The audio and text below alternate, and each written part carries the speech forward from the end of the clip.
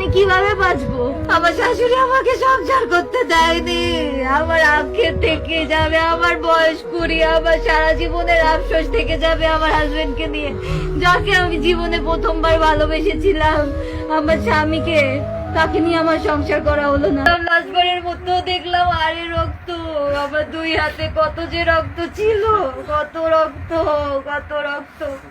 আমার হাজবেন্ড অনেক কষ্ট পেয়ে মারা গেছে, অনেক কষ্ট পেয়ে মারা গেছে। আমি জীবনে ভুলতে পারবো না, আমার সারা জীবনে।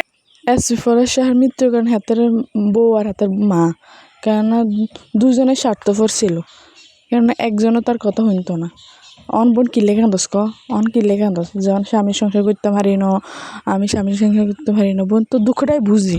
তুই স্বামী হারা হালাইছিস, তো শাশুড়ি যখন হুত হারাইছে, হেতির আরও হলো মেয়ে আছে, হেতি ওগা নগা হাইবে, কিন্তু তুই তো জামাই হেতি ন, তো বোন তার থাকে ধর তার মর্ম কিলে বুঝছি না। জামাইজন বুঝে তো বা বুঝলই না কিনলে মুরব্বী মানুষ তারা আগের কেলে মানুষ তারা কথা বুঝতো চাইতো না, এত চাইতো যে তোরা নাইনাত করে লাগবো।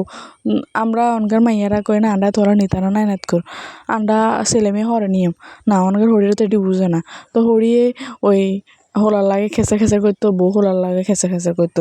তো জামাই ফলার সাহা মারও বুঝতে থাকতো না, বউরও বুঝতে থাকতো না, কারো না বুঝতে হারি সে নিজ জীবন সে ত্যাগ করে দিচ্ছে। হয়তো ছোটোখাটো কারণে কেউ কারো জীবন শেষ করে না, অনেক ধরনের বড় ধরনের ঝামেলা কারণে সে তার জীবনটা শেষ করে দিছে। তো আখেরে কি হইলো, কোনো কিছুই হইলো না।